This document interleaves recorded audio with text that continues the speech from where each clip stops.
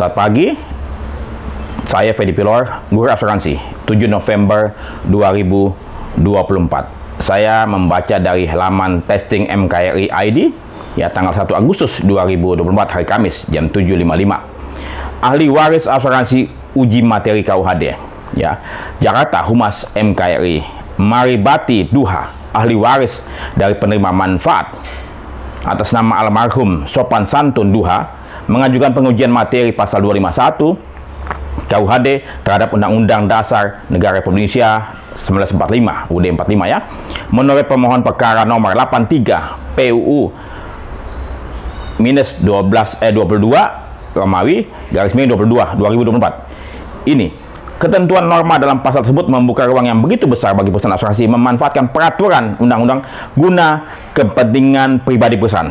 Ya, selaku praktisi perasuransian hampir 4 dekade, saya melihat memang sebagian besar perusahaan asuransi, khususnya di jiwa, memanfaatkan pasal ini untuk dapat menolak klaim asuransi yang menjadi kewajiban mereka.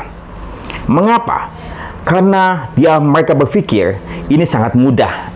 Ini mochi, pasal ini mochi, ya, mochi makanan yang empuk, gampang digigit, gampang dikunyah, dan gampang membatalkan kewajiban mereka.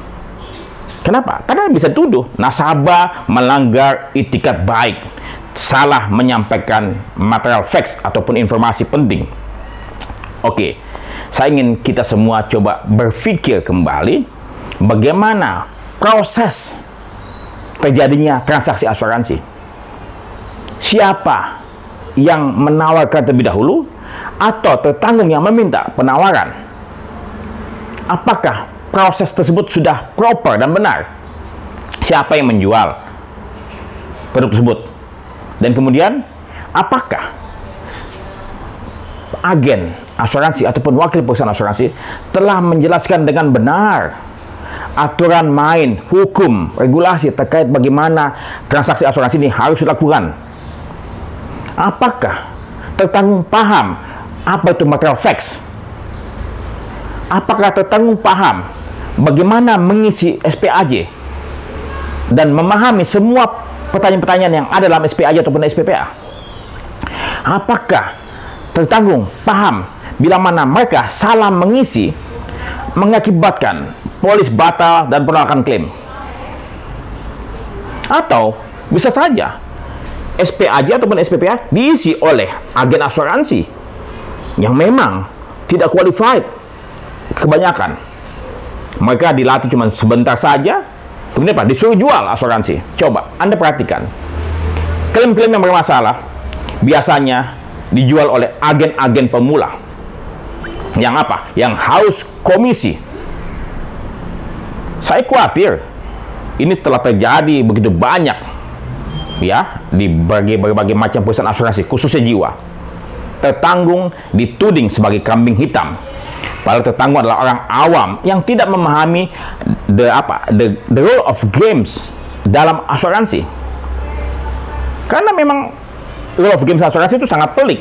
Bahkan saya mau coba sampaikan, saya sendiri sebagai praktisi perasuransian hampir 4 dekade tidak menemukan yang namanya itikat terbaik dalam konteks aturan hukum. Dalam Kitab Undang-Undang Hukum Dagang pasal 251, hanya tertanggung yang punya beban menyampaikan informasi terkait dengan objek pertanggungan. Tapi bagaimana dia menyampaikannya dan informasi apa saja yang mesti disampaikannya dan apa konsekuensinya bila mana salah mengisi ataupun salah menyampaikan, tidak dijelaskan. Saya khawatir tidak dijelaskan dengan benar oleh agen ataupun pemasar dan dibiarkan terjadi kesalahan. Toh gampang, nanti tolak saja klaimnya, premi dikembalikan saja. Perusahaan asuransi selama ini hanya memikirkan target saja, tidak memikirkan dampak kerusakan yang terjadi akibat kesalahan penjualan. Ya, ini terjadi kesalahan penjualan. Bahkan OJK menenggarai dan berdasarkan kajiannya pas tahun 2017 telah terjadi kekeliruan penjualan unit link. Dan saya masih percaya juga masih banyak di luar sana terjadi kesalahan penjualan, khususnya jiwa, khususnya yang dilakukan oleh agen-agen pemula yang belum 1 tahun. Jadi saya berharap kepada para hakim yang terhormat, Inilah saatnya Anda memutuskan untuk perlindungan konsumen, keberpihakan kepada konsumen dan rakyat Indonesia yang awam sebagian besar.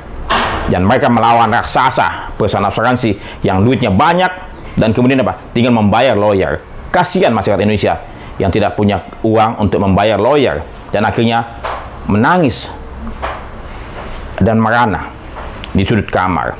Gunakan hati Anda. Saya Freddy Pilor, Guru Asuransi.